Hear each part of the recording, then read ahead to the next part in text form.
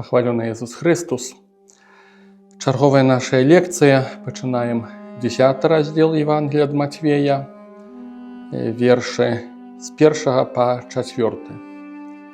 Паклікаўшы 12 вучняў сваіх, ён даў ім уладу выганяць нячыстых духаў і лячыць усялякую хваробу і усялякую немач. Імёны ж 12 апосталаў такія: першы Сымон, называны Пятром, і Андрэй, брат яго, Якуб Забэдэяў, і Ян, брат ягоны, Філіп і Барталамей, Тамаш і мытнік Матвей, Якуб Алфеяў і Тадэвуш, Сымон Кананеец і Юда Іскарыёт, які і выдаў яго.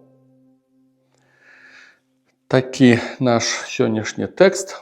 Разважаем тэма, назваў бы Юда у кожным з нас. Такая правакацыйная назва. Першы момант, запрашаю вас убачыць тое, першы верш, што Езус, паклікаўшы 12 вучняў сваіх, даў ім уладу выганяць нячыстых духаў. Езус клічыць вучняў і іх пасля называе апосталаў. Хто такія апосталы?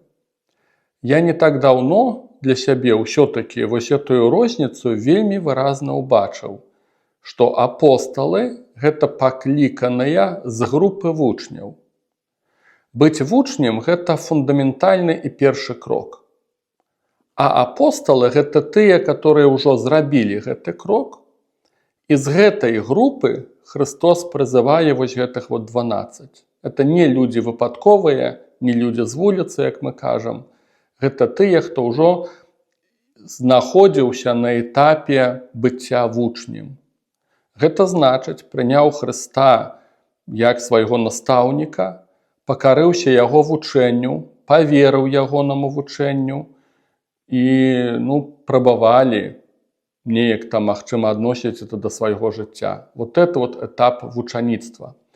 І прычым, магчыма, ўжо нехта з вас это чуў, гэтую фразу і не раз ад мяне у апошнім часе.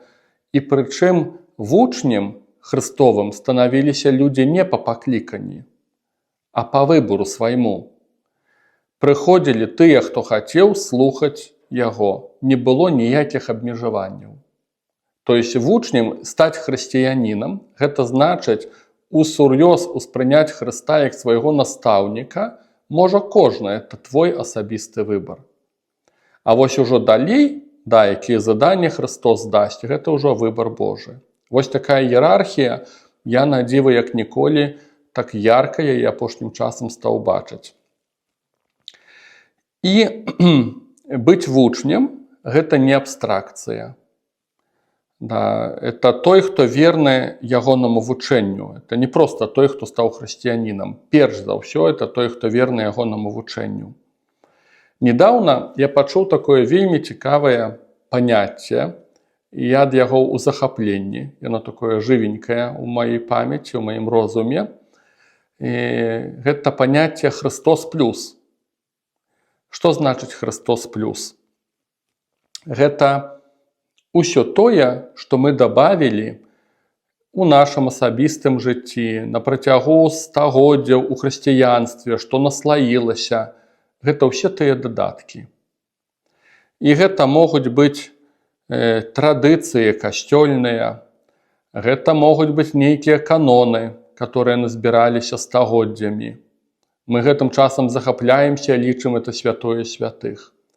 Гэта могуць быць пабожнасці рознага віду, літаніі, набажэнствы, алтарыкі, адпусты нашыя, не ведаю там што, ружанцы. Гэта могуць быць прыватныя аб'яўленні, як марыйныя, так і розных святых. Гэта можа быць вопыт духоўны святых. Хто сказаў, што трэба абавязкова слухаць Тэрэзу Авільскую, альбо Яна ад Крыжа, альбо Францішка ці Дамініка? Ці святога Станіслава Папчынскага, это такія самыя вучні, як і я, як усе астатнія, которые прашлі проста свой шлях.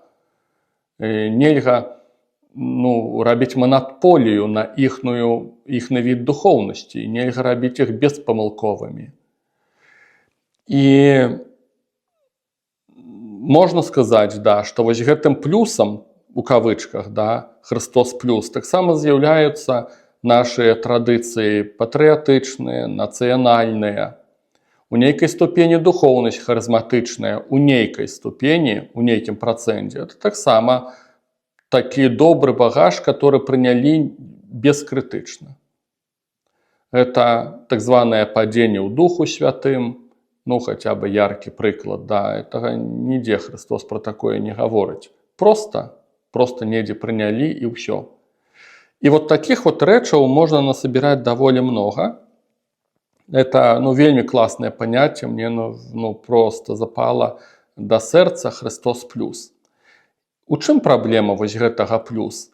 У тым, што это ўсё трэба фільтраваць, разбірацца, капацца, паасобку браць. Трэба гэты плюс, ці не трэба, ці ён сапраўды ўжо даўно не працуе. Магчыма, гэты плюс працаваў у 1500 годзе. Сёння ён ужо абсалютна не прагаварвае да сучаснага чалавека, а мы яго цягнем як невядома якую традыцыю, которой нельга пазбыцца. Вось, гэта ўсё, вось гэтыя плюсы, назовём это так, это ўсё трэба разбірацца, даследаваць і так далей.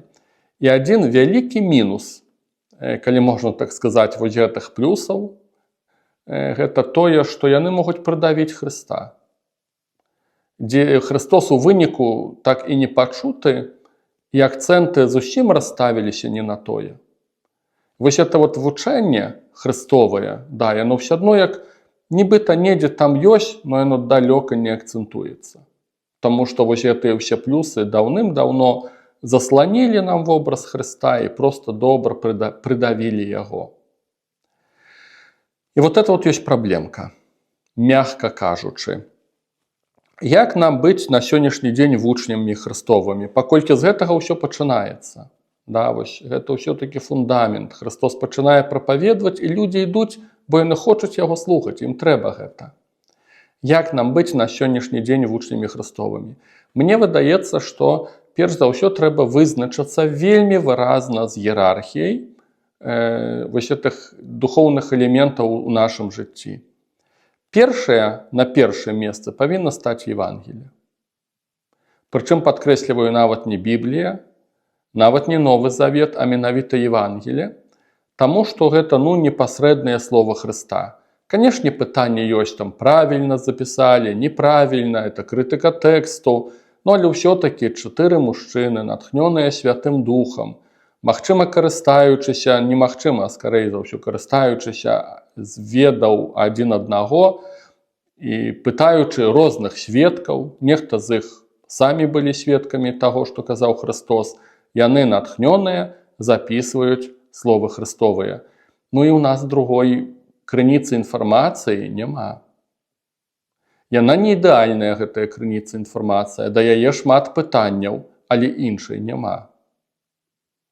Я б сказаў бы Евангелие, вот этыя 4 кнігі, это непасрэдна тое, што казаў Христос, ляжыць у прыярытэце вось гэтых элементаў духоўных, каб быць нам вучнямі Христовымі. Той, хто не разважае Евангелие, не можа быць Христовым вучнем. Гэта для мяне, даруйце за ўжо там 10-20 раз, который гэта кажу, але это просто фундаментальна. І з днём у дзень я ўсё больш радыкалізуюся ў гэтым, таму што я бачу, які каламбур у жыцці духоўным адбываецца людзей, калі гэты пункт не працуе. Наступны пункт, я б сказаў бы, што это Новы Завет. Трошку я аддзяляю яго ад Евангелия, таму што, па ідэі, канешне, усе кнігі натхнёныя Духам Святым. І, канешне, хочацца паставіць знак раўно, але можа нават чыста па-чалавеча, мне хочацца мінімальна ўсё-такі Евангелие выдзеліць з астатніх кніг Новага Завета. Мінімальна выдзеліць. Таму што это ўсё-такі навука Христовая, і нягледзячы на тое, што і Павел, і Пётр, і Ян натхнёныя Святым Духам, тым не менш, яны каментуюць іх позірк на Евангелие, да, пад натхненнем Святога Духа, але ўсё-такі ўваходзіць вось этот ужо элемент чалавечнасці нават крыху мінімальна большы, чым у выпадку Евангелия. Это такое недагматычнае, чыста маё такое меркаванне, я б на это звярнуў бы ўвагу. Вось. Ну, гэта другі элемент. Пасля, канешне, будзе тэма ўвогуле ўсёй Бібліі, которая ўся натхнёная Господом. Да, ну это вот такі вот крок за кроком. Таму я часта людзям, которые пачынаюць чытаць Пісанне, я адназначна кажу, людзі адразу з чаго пачынаюць? Ну, з першай кнігі Бібліі. Ну, это памылка. Як па мне, такая педагагічная памылка. Яна важная, кніга быцця і ўсё астатняе, но але это педагагічная памылка, бо для нас фундаментальна гэта тое, што сказаў Христос. Вось гэта трэба ўспрыняць як такую асноўную ежу, ну а пасля даганяемся ўсім астатнім. Калі можна так сказаць, да. Пасля далей ідзе традыцыя ранняга касцёла. Гэта тыя, хто ведаў Петра, Паўла, апостала Яна, тут будуць першыя стагоддзі хрысціянства, это першае стагоддзе, другое стагоддзе, знакамітая Дыдаха, так званая навука 12 апосталаў. Ну, вось тыя самыя раннія яйцы касцёла. Ну, таксама для нас это важна, каб разумець, ну, вот это пераняць, скажем так, дух Христовы. Але это ўжо далейшы крок, усё ж такі. Ну, і тады, чым далей, тым усё вот далей ад духа Христовага. Храналагічна, чым далей, тым больш там вось гэтых плюсаў, назовем у кавычках, Христос плюс, іх становіцца ўсё болей і болей і болей. І яны пачынаюць, ну, вот, давіць вот эту вот канцэнтрацыю, калі можна так сказаць, вучэння Христовага, яны пачынаюць выцісняць эту канцэнтрацыю. І, ну, думаю, для таго, каб быць усур'ёз хрыстовымі вучнямі, трэба вось гэтую іерархію сабе, ну, так даволі цвяроза павыстрайваць. Вось. І, канешне, Біблія нам не адказвае на ўсе нашыя пытанні. Вот нам, каб быць, мы не чулі, як Христос прапаведвае ў адрозненнях ад апосталаў, ад тых людзей, которые слухалі яго. У нас адзіная інфармацыя – гэта Біблія. І другой інфармацыі няма. Да, гэта недасканалая інфармацыя.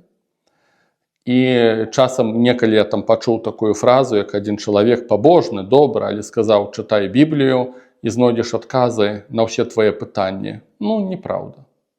Будзьма шчырыя, Біблія не адказвае на ўсе пытанні сучаснага чалавека. І тым не менш, у нас другой інфармацыі няма. Для таго, каб увайсці вось на гэты шлях быцця вучнем Христовым, вось трэба ўзяць гэты, ну, назовём у кавычках, недасканалы крытэрый Евангелія. І цікава, што, напрыклад, ну, чаму Біблія вот не адказвае на ўсе нашыя пытанні? Таму што ўжо нават ранняе хрысціянства сустрэлася з такімі пунктамі, которые адважылася памяняць, хаця выразнага наказу такога не было. Ну, напрыклад, ну, якія пункты, да? Напрыклад, логіку шабата, калі габрэі святкавалі па наказу Божаму дзень святочны, это была субота, перанеслі на нядзелю. Ну, выразнага не было такога наказу Христовага. Это ўжо традыцыя, да, і ў прынцыпе усе хрысціяне за малым выключэннем гэтую логіку прынялі. Усе канфесіі хрысціянскія, ну, ёсць яшчэ некаторыя, што святкуюць сапраўды толькі суботу. Вось іх часам нават называюць так у народзе суботнікамі. Вось, но это невялічкія выключэнні. То есть это нейкая адвага, і людзі прымаюць рашэнне, што да, мы ідём за гэтай адвагай, да. Ну, слушна, не слушна, я не бяруся зараз разважаць, ну, але так ёсць. Пасля, напрыклад, габрэйскія святы. Выразна не было наказу Христовага, што трэба адыходзіць ад святкавання гэтых святаў. Пратэстанты святкуюць, напрыклад, свята намётаў. Христос таксама святкаваў. Это габрэйскае свята. У габрэяў было 3 святы асноўныя, калі не памыляюся. Вось, і, ну, многія пратэстанцкія супольнасці іх святкуюць, да. Ну, традыцыі каталіцкай і праваслаўнай, да, мы гэтых святаў не ўспрымаем. Таксама, слушна ці не слушна, ну, гэта прамога наказу Христовага не было, ну і веруючыя вот так вот рашылі. Да. Бачым, ёсць такія манёвры, яны смелыя, яны адважныя гэтыя манёвры, але ёсць гэтыя манёвры, такое, ну, рашэння, прыняцце рашэння, которое не вынікае напрамую з Бібліі. Ці, напрыклад, тэма захавання прыпісаў старога запавету. Канешне, з кантэксту вучэння Христовага можна сказаць, што ён па-іншаму думае.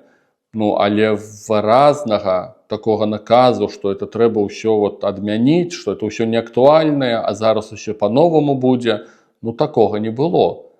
І выходзіць, што многія рэчы адмянілі, это ўжо пакаленне раннехрысціянскае. Зрэшты, вопыт духоўны святога апостола Петра і Паўла, калі трэба было язычнікаў у касцёл прымаць. Я это просто прыклады даю, я іх не збіраюся, это непростыя прыклады. Я часам думаў, это ўвогуле страшна хіба што было жыць у першыя стагоддзі хрысціянства, калі трэба было падымаць такія фундаментальныя пытанні. Яны павінны былі мець адвагу, каб нам цяжка зараз сучасным хрысціянам змяніць тое, што было 100 гадоў назад. Хаця это просто чалавечае. Просто адмяніць нейкія набажэнствы, хаця людзі іх просто выдумалі. І нам цяжка гэта, бо здаецца, прывыклі, традыцыі і так далей. Яны у раннім хрысціянстве павінны былі падняць пытанні, которые вынікалі з біблійнага адкрыцця Божага. Тое, што Гасподзь ім наказваў, яны павінны былі рашыць, мы цянем гэта далей ці не. Я ўяўляю, насколькі это цяжкія былі пытанні. І насколькі мужнымі яны аказаліся хрысціяне першыя, што падымалі такія пытанні. Это я ўсё ў кантэксце таго, што Біблія не адказвае нам на ўсе нашыя пытанні, што ёсць гэты пункт манёвра. І, напрыклад, калі у апостола Паўла чытаем, што жанчына павінна маліцца з пакрытай галавой. Это ў царкве праваслаўнай, частка пратэстантаў гэта практыкуюць, да нейкага часу ў касцёле каталіцкім гэта практыкавалася. Як па мне, гэта кантэкст культуры. Гэта не кантэкст дагматыкі, гэта не кантэкст праўдаў веры, гэта кантэкст культуры. І таму, я асабіста лічу, што такія тэмы можна вырашаць. Можна, неяк там разважаць. Я лічу, што ўсё правільна, што многія рэчы падмянялі. Нехта не адмяніў. Не збіраюся судзіць гэтага, то есть мне выдаецца, што тут ёсць такія манёвры. Нягледзячы на тое, што это піша апостол Павел, і мы кажам, што ўсе кнігі натхнёныя. Таму што, успрымаеш, што это кантэкст культуры, а ўсё-такі неправда веры.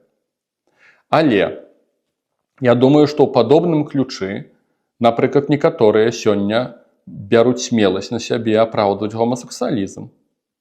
Калі, напрыклад, мы рашылі, што хустамі галову не пакрываць, жанчыны не павінны пакрываць, а чаму тады і гомасексуалізм сёння больш развіты, чым некалі, такая праблема. Я так думаю, чаму некаторыя хрысціяне апраўдваюць гэта грэх. І цікава, што, канешне, апостол Павел кажа у адным з пасланняў, што гомасексуалісты не ўвойдуць у Царства Божие, мужчыны, которые жывуць адзін з адным. Але апостол Павел там жа кажа, што п'яніцы таксама не ўвойдуць у Царства Божие. І цяпер пытанне лагічнае. Навошта, у кавычках назовем, тапіць гомасексуалістаў як грэх номер 1, а, напрыклад, п'яніцы, ёсць як ёсць. Бачым, я ж не апраўдваю гомасексуалізм абсалютна. Я якраз такі лічу, канешне, што это грэх, і выказванні апостола Паўла трэба ўспрымаць сур'ёз. Это не кантэкст культуры. Я так асабіста лічу, што тут нельга здаваць пазіцыі абсалютна. Але просто паказваю, што паглядзіце, як чытаючы Біблію, як з'яўляюцца ў нас розныя манёвры. Это як таму, што Біблія ўсё ж такі не дае нам адказаў на ўсе нашыя пытанні. І гэта даволі сказаў бы, фундаменталістычны падыход, што у Бібліі адказы на ўсё, это неправда. І тым не менш, у нас няма другога рэсурса. І тым не менш. Для мяне асабіста нават больш важна, нават не тое, да якіх высноваў хрысціяне даходзяць, чытаючы Новы Завет ці Евангелія, а больш важна, ці ўвогуле ўзнікае гэтае пытанне, што гаварыў Хрыстос. Магчыма, паміж намі такія розніцы, такія розныя падыходы, гледзячы на Евангелія, магчыма, розныя. І, праўда, мы там часам настолькі адрозніваемся ў разуменні некаторых праўдаў евангельскіх альбо святога Пісання. Але сапраўдная трагедыя адбываецца тады, калі гэтыя праўды ўвогуле людзей не хвалююць. Калі нават такога пытання не ўзнікае, што думае Христос. А вось гэтыя Христос плюс, яны так занялі першыя месцы, што там просто нават месца няма для думкі такой, а што Господь наш думае. І вот это вот трагедыя. Таму што тады на дарогу вучаніцтва мы так і не становімся. Мы займаемся усім запар, рознымі пабожнасцямі, прыватнымі аб'яўленнямі, хоць бы і марыйнымі, але там няма фундамента станаўлення вучнем. І гэта катастрофа. Ну, у касцёле каталіцкім я, на жаль, гэта бачу, за іншыя канфесіі казаць не хачу.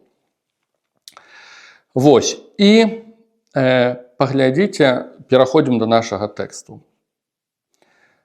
Паклікаўшы вучняў сваіх, паклікаўшы 12, то есть Христос дае ім уладу. Атрымоўваецца, што ўлада, которую атрымоўваюць вось гэтыя 12, гэта наступны крок. Спачатку яны становяцца вучнямі. А пасля мы пачынаем гаварыць пра дары харызматычныя, пра выгнанне духаў, пра іншыя мовы, пра малітву над хворымі, аздараўленне хворых і так далей, і так далей. Пра містыку ў кавычках, назовём это так. Гэта толькі наступны крок. Вось гэта, падкрэсліваю,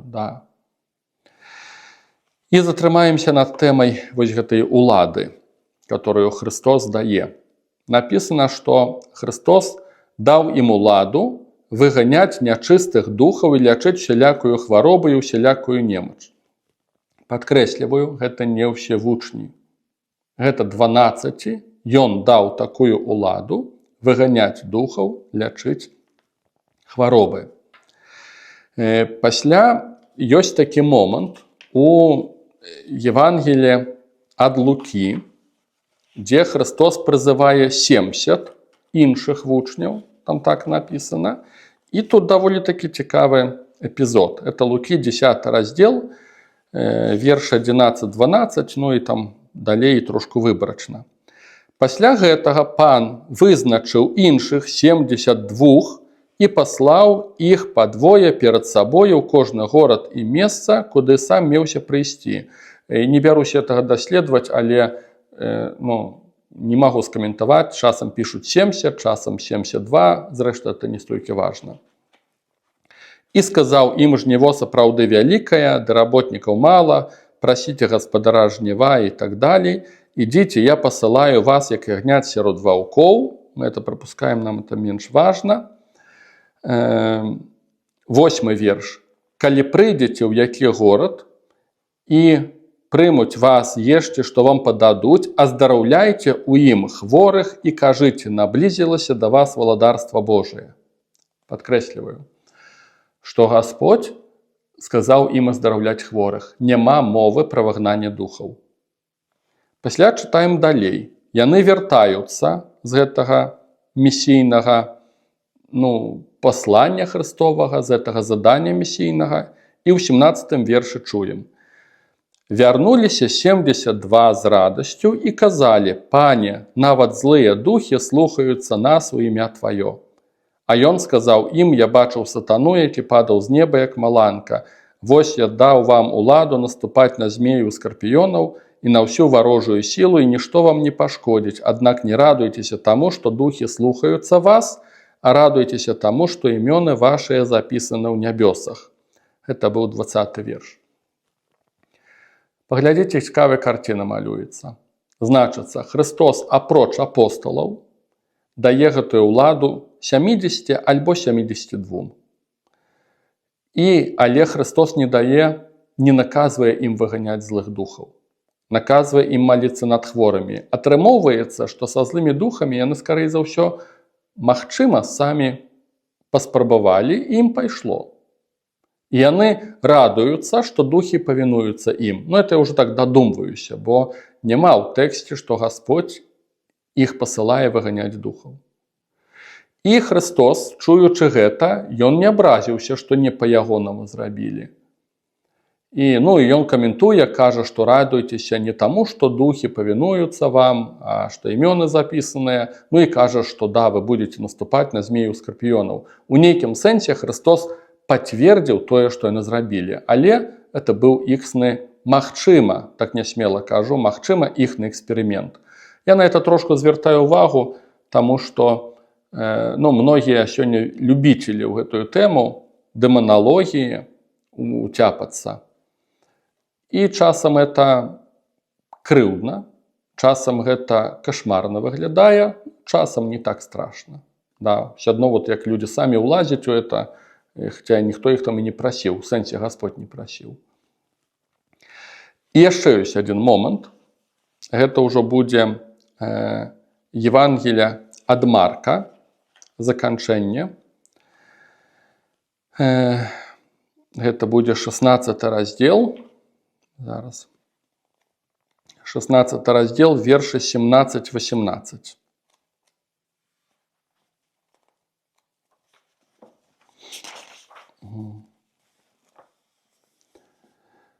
«Хто поверить и охрестится?» 15 возьмем. «Ён сказал им: идите по всем свете и обвещайте Евангелие всякому створению». Это наказ для 11 апостолов, Юды уже нема.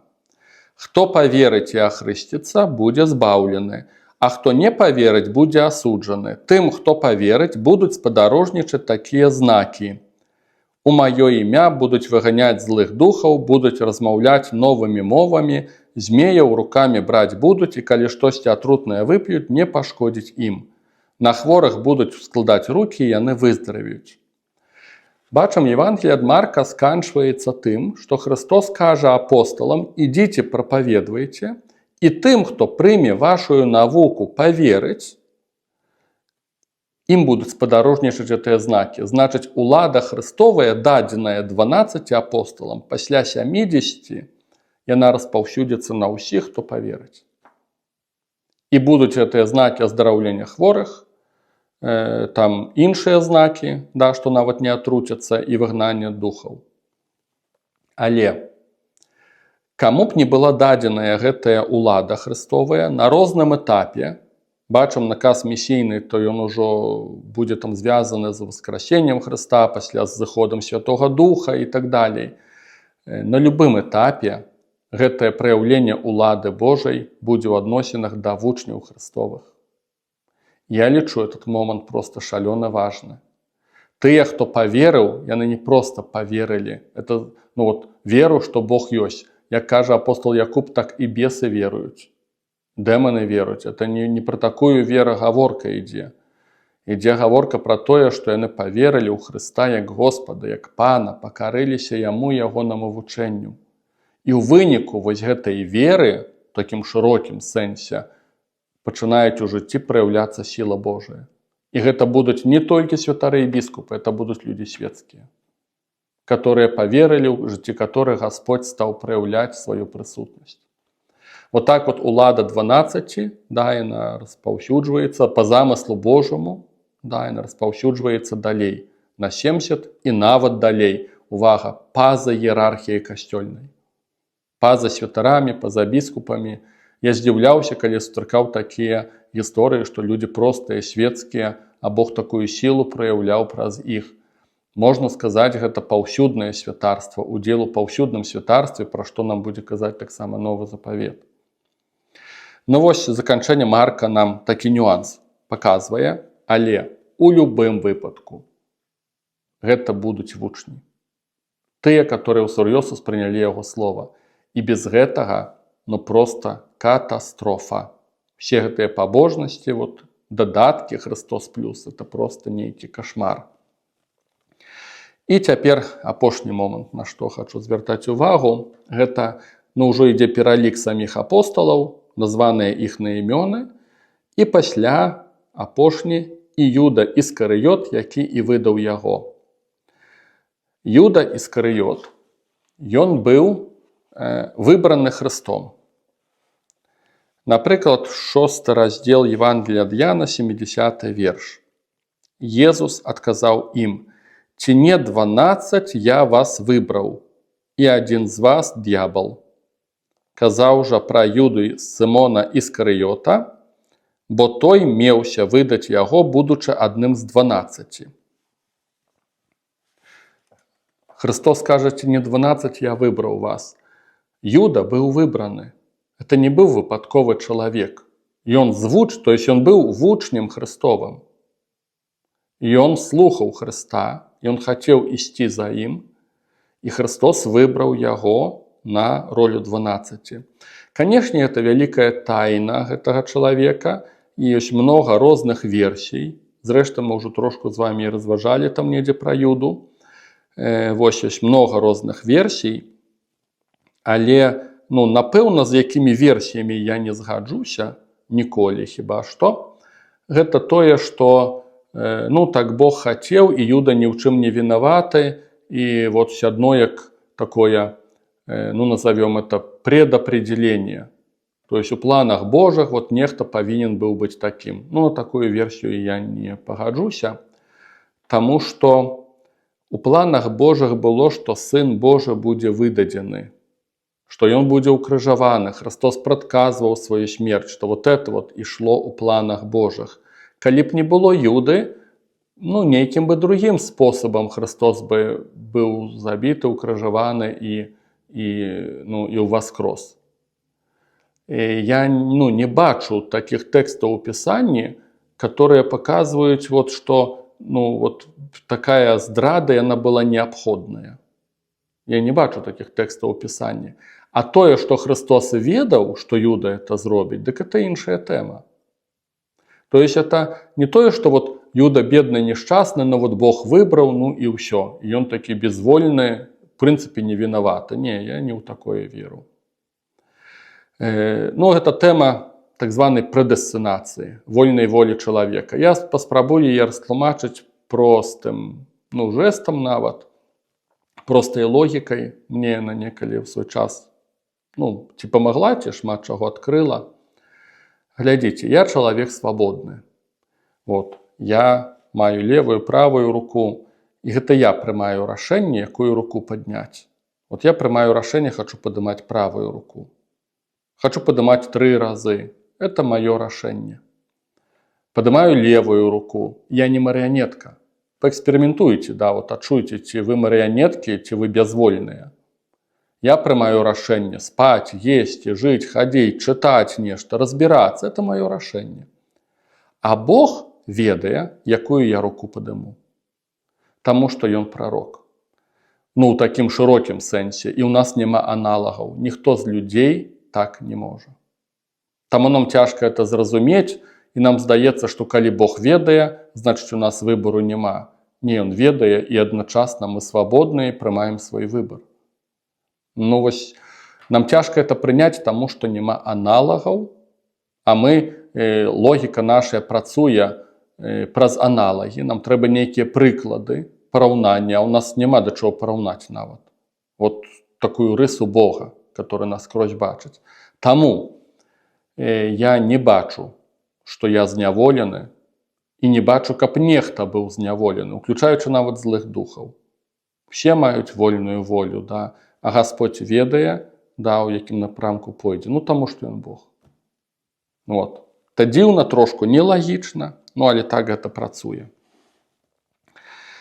І вяртаемся до нашага Юды. Зрэшты, некалі у пастора Александра Шевченка я чуў такі прыклад, і думаю, зрэшты, трапны, што Христос падчас апошняй вячэры яшчэ прабуе ратаваць Юду. Калі ён прадказвае, што нехта з вас здрадзіць мяне, тады Юда пытаецца, ці не я, Господі. І Христос яму кажа, ты. Все адно як Христос до апошняй хвіліны, ты не можаш гэтага не рабіць, І Юда не. Ніхто не зразумеў, пра што размова ідзе. Апосталы не зразумелі. І Юда ўсё адно сваё робіць. Трапная думка, з ёй так, в прынцыпе, згаджаюся, што Христос до апошняй хвіліны ратуе Юду, прабуе ратаваць Юду. І у чым трагедыя гэтага чалавека? Тут важная будзе думка. у чым трагедыя і гэтага чалавека, і нашая. Я думаю, што трагедыя этого чалавека, між іншым, крыецца ў ягоным, ну, ў кавычках назовем, мянушкай альбо прозвішчам. Конечно, это не прозвішча, але Іскарыёт. Ёсць розныя версіі, ні адна з іх там такая не ёсць адназначнай. Што значыць Іскарыёт? Адна версія, што гэта мясцовасць, адкуль ён паходзіў, і гэта распаўсюджаныя версіі. Да, зрэшты, шмат такіх імёнаў ад мясцовасцяў у Ізраілі было. Другая версія, што гэта некая там форма склонения арамейскага слова, которое означает падманшчык і крывадушнік. Што па-арамейску неяк вот яно падобна гучыць як Іскарыёт. Ну і, конечно, нібыта падыходзіць, да, што вот Юда, который гадзёныш вот такі вот, да, ну і добра, што яго назвалі Іскарыётам. Ну, для мяне таксама трошку это сумнівны варыянт. Чаму? Таму што калі Юда такі гадзёныш, чаму ён тады напрыканцы так раскаяўся і павесіўся? Калі людзі сапраўды вот подлыя до конца, ну, яны ж не перажываюць за гэта зашмат.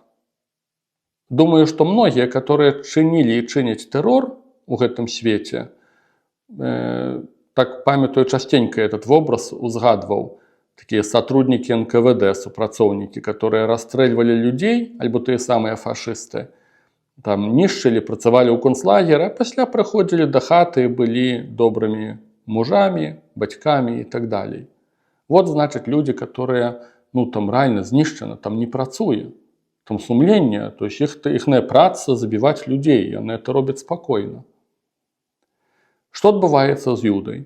Ён прадаў Хрыста, пасля адумаўся, кінуў у святыні гэтых 30 срэбранікаў, і евангеліст Матвей, ён гэта выразна падкрэслівае, это будзе 27 раздзел, 3 і 5 верш, як яны апісваюцца. Тады Юда, які выдаў Езуса, убачыўшы, што яго асудзілі, пакаяўся, увага, Матвей толькі пра гэта кажа, пакаяўся Юда.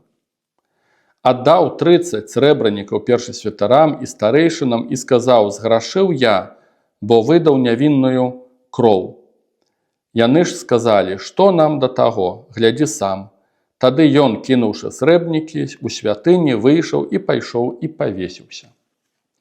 Юда пакаяўся, ну, не так, конечно, як бы нам хацелася, да, але нешта яго ламала ў гэтым сэнсе. Да. Д'ябал не даў яму ўжо, ну, як бы выйсці пазітыўна з гэтым пакаяннем. Это цікавы вобраз. Пакаянне без Хрыста, яно вядзе да смерці. Христос дае надзею.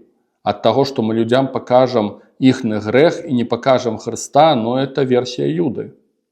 Да, вот так вот д'ябал яго знішчыў, падмануў. І тым не менш, вот мне як бы не надта хочацца падпісвацца, што аж это вот такі вот крывадушнік, што вот, ну, адкуль тады ў яго з'явіліся сілы вось такі ўчынак зрабіць і так перажываць. Ёсць трэцяя версія, што значыць Іскарыёт. Грэцкае слово «сікаріос», спецыяльна нават праверыў, гэта наёмнікі, которые біліся ножамі. Гэта наёмныя забойцы. І ёсць версія, што Юда належаў да такога радыкальнага крыла зелотаў. Это, ну, такая плынь у Ізраілі, которые збройным чынам хацелі супрацьстаяць акупацыі Рымскай імперыі. Канешне, гэта былі людзі веруючыя, як і ўсе зрэшты ізраільцяне. Но это былі, назовём іх, эсэрамі, калі некаму там зразумела будзе, пра што размова. Вось, такія тэрарысты з ножамі, маджахеды, ну, все-таки вобразы з розных там, да, эпохаў і культураў. Вось, і ёсць версія, што Юда да іх належаў. Да, я чуў, што так гэтыя ножы называліся, што это былі крывыя такія ножы, вот, і сікаріус это скорей былі гэтыя ножы, которые нахавалі ў сваіх паясах. Я чуў такія каментары. Ну, і мне гэта версія нейкая, ну, больш, не то што даспадобы, а больш такая верагодная. Калі яе атрымацца, зноў жа, то ўсе версіі. Калі яе трымацца, то атрымоўваецца даволі верагодна, што Юда, будучы вучнем Христовым, ён у ім расчараваўся, таму што ён чакаў нечага іншага. Зрэшты, падобна як вучні, которые уцікаюць з Іерусаліма ў вёску Эмаус, яны кажуць Христу, яны не пазнаюць яго і кажуць: а мы спадзяваліся. Аказваецца, у многіх з іх былі свае чаканні. Многія з іх па-свойму расчараваліся. Юда, хіба што, расчараваўся намнога больш, чым усе астатнія. І вось у чым трагедыя гэтага чалавека, што ён становіцца вучнем Христовым, але ў яго ёсць свая візія. І яна намнога мацнейшая, чым тое, што гаворыць Христос. І ў нейкай ступені Христос становіцца непачуты. Таму што Юда па-свойму глядзіць. Ён фільтруе тое, што гаворыць Христос. Ён прыме тое, што яму даспадобы. Я думаю, вот як Юда мог чуць тэму пра царства, калі Христос кажа, да, пра новае царства. Я думаю, ён па-свойму яго і чуў. Як пра новую дзяржаву, як пра новага кіраўніка, который мае войска сваё і так далей. Я думаю, па-свойму ён неяк яго чуў. І ў канцы канцоў яму ўся карціна адкрылася, што Христос не адпавядае ягоным чаканням. І вось чаму я гэтую лекцыю называю трагедыя ці Юда у кожным з нас. Таму што вот просто быць вучнем Христовым — это далёка не так проста. Я кладу націск на тое, што немагчыма быць вучнем Христовым і немагчыма быць хрысціянінам, не чытаючы Евангелія. Это просто нешта іррацыянальнае, это просто нейкі падман шалёны. З усімі пабожнасцямі, з гэтымі Христос плюс — это просто нейкая ілюзія. Але нават чытаючы Евангелие, трэба быць тым, который ўсё-таки шукае непацвярджэнняў сваіх тэмаў. Найчасцей мы так чытаем. І цікава, што чым больш нам гадоў, тым больш у нас ёсць візія гэтага свету, нашага жыцця, і мы Хрыста, як бы з ягоным вучэннем, падцягваем пад самога сябе. Вот это вот была трагедыя Юды. І ў гэтым ключы, мне выдаецца, да, трагедыя многіх з нас, што мы вот так вот робім. І гэта страшна. Такія мае разважанні ў сувязі з гэтым